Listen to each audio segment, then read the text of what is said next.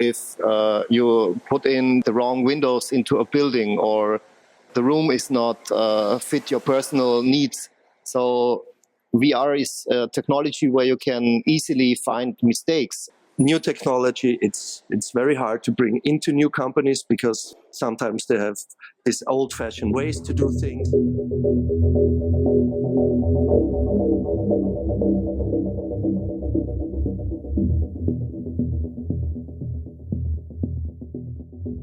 My name is Reinhard. I'm here today with my oldest and best friend, Reinhard. We started in 2015, 2016, and the first VR headset via a Kickstarter project from Lucky Palmer. VR is much more than just for gaming.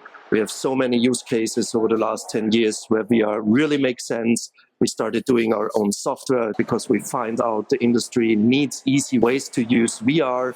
I'm a master builder and I'm using VR to show my clients the houses and the design of the houses. So we do design reviews in VR. Coming from the AEC business side, it is so much expensive when there is a mistake. For example, if you put in the wrong windows into a building, or the room is not fit your personal needs. So VR is a technology where you can easily find mistakes. New technology, it's very hard to bring into new companies because sometimes they have these old-fashioned ways to do things, but it's always worth trying new technology, see what you can get out of it and what's the benefit from it. And being in a 3D model, being immersed in this virtual world, in this 3D space, you get so much more out of it before, in this case, especially as Reinhard said, before you build a building. You can find mistakes, you can discuss with all the people who are building actually the building. And this is, you can save a lot of money when you do that first and use it as a communication tool in the first stage of a building, in the planning phase. And also we have use cases like museums, in healthcare, for training, in the automotive industry, where you do design reviews in large environments and in the whole design process.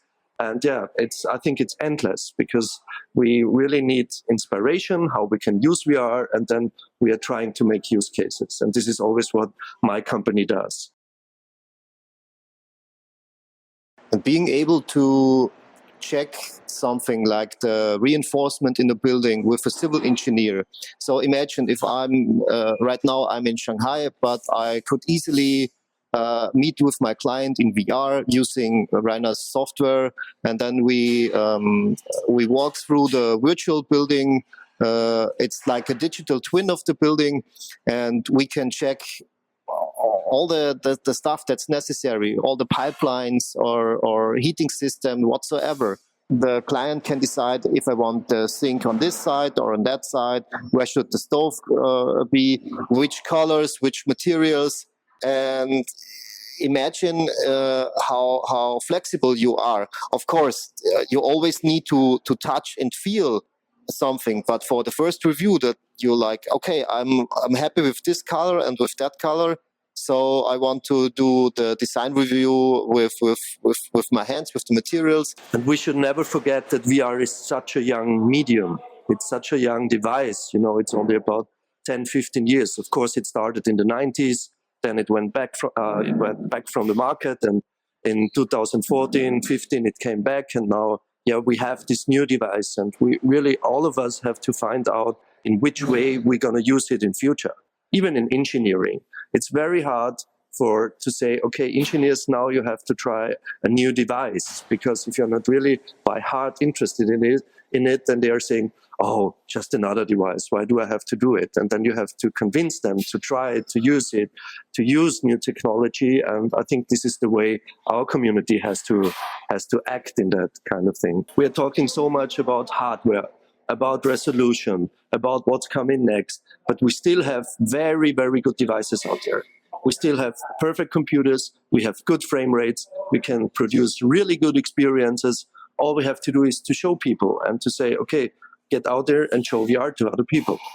Because a lot of people never had a chance to put on a VR headset, but still they have an opinion about it, you know. But they say, okay, VR, no, I'm getting dizzy when I use VR or whatever. Yeah, but did you really try VR? Yeah, I tried it 10 years ago with a smartphone and put it on my head and then I got dizzy. Yeah, it's 10 years ago. So much happened over the last 10 years. Also, something what I find really hard is to promote VR. Right now, we're sitting here, we're talking about VR, and it's so hard to tell people how the technology works. You have to try it for yourself. So nobody can give you that experience with a 2D video on a monitor or something. It's simply not possible. Smartphones, tablets, they don't or they didn't push the personal computer away. We also have personal computers, obviously, but smartphones and other devices makes our life so much easier. And I think it's the same with VR. It's a new technology, but it's not here to push other technologies away.